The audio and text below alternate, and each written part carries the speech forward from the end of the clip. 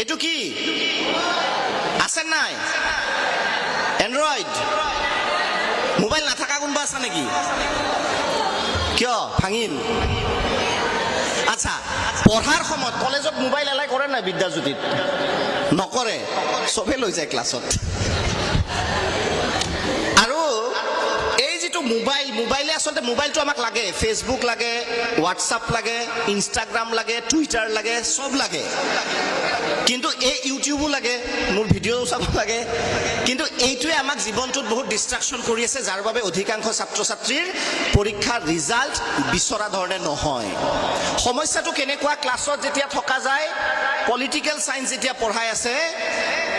এগৰাকী অতিথিয়ে কৈছিল যেতিয়া পলিটিক্যাল সায়েন্স পঢ়াই আছে আমি কিহৰ কথা ভাবিব লাগে যদি জিওগ্ৰাফিৰ ক্লাছ চলি আছে আমি কিহৰ কথা ভাবিব লাগে মাতে নাই কিহৰ কথা ভাবিব লাগে পলিটিক্যাল সায়েন্সত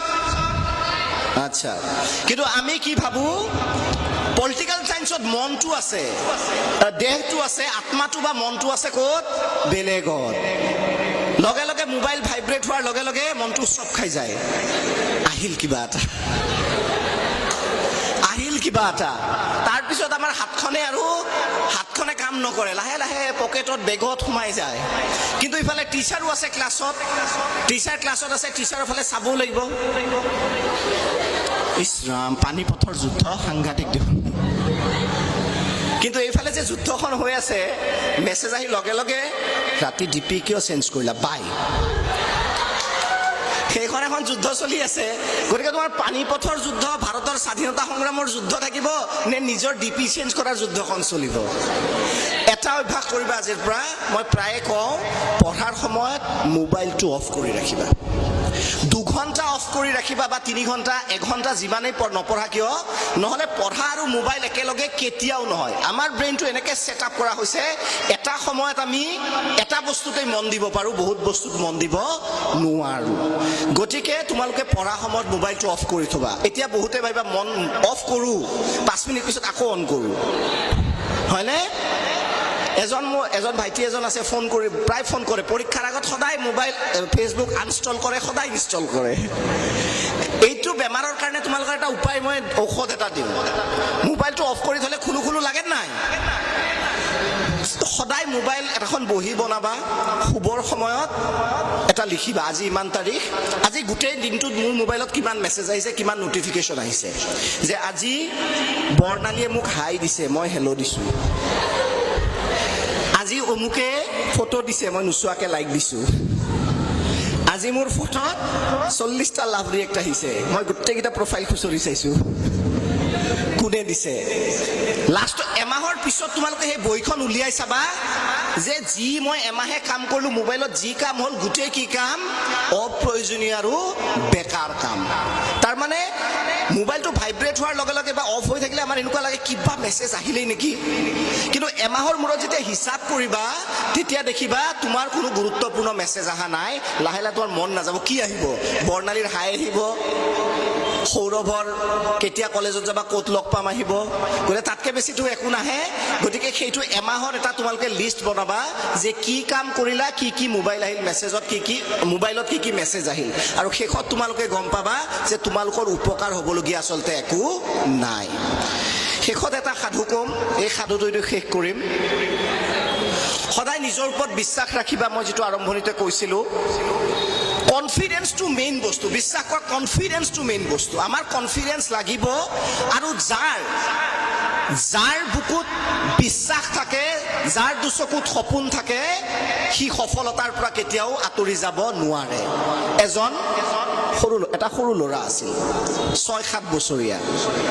ল'ৰাজন দেখিবলৈ সাংঘাতিক কুৎসিত একেবাৰে কুৎসিত যাক দেখিলে মাক বাপেকেও বেয়া পায় মাক বাপেকেও কয় যে মই কিবা পাপ কৰিছিলো যাৰ ফলত এই ল'ৰাটো জন্ম পাইছে সি সদায় দুখী মনেৰে থাকে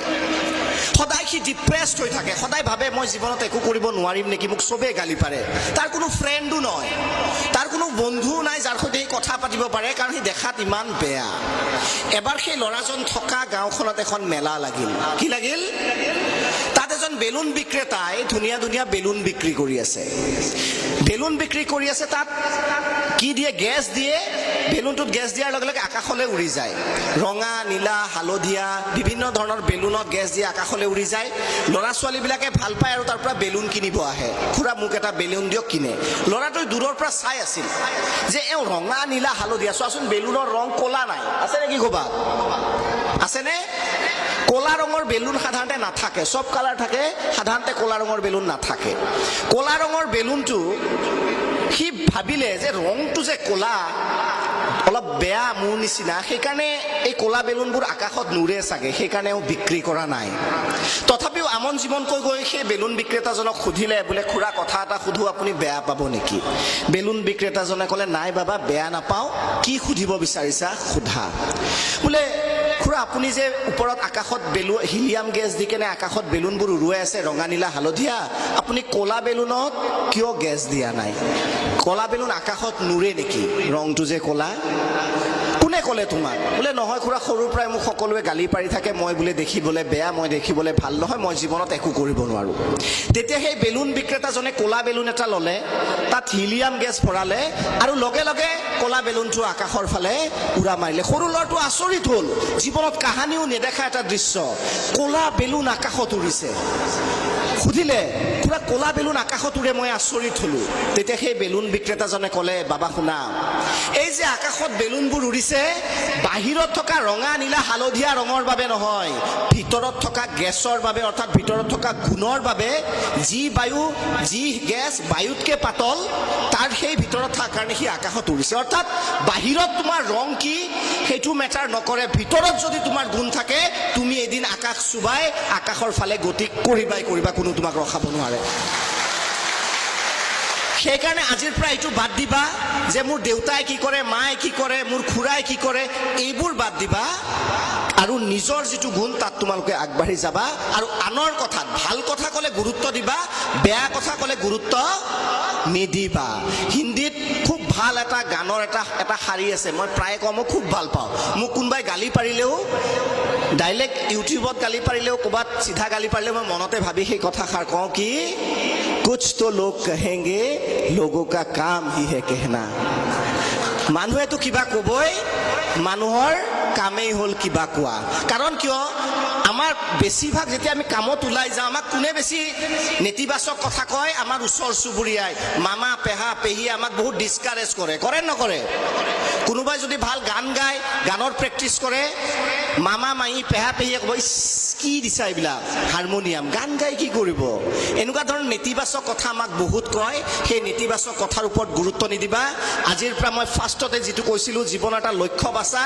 বিদ্যাজ্যোতিত কিয় পঢ়ি আছা বেলেগ এখন মহাবিদ্যালয়ত কিয় পঢ়ি আছা তোমাৰ ভৱিষ্যত গ'লটো কি আজি সেই গ'ল পোষ্টটো ৰেডি কৰা তাৰ পিছত জীৱনৰ ফুটবল খেলা ধন্যবাদ জ্ঞাপন কৰিছোঁ বিদ্যাজ্যোতি কনিষ্ঠ মহাবিদ্যালয়ৰ সমূহ কৰ্মকৰ্তাক যিসকলে এই সুবিধাকণ দিলে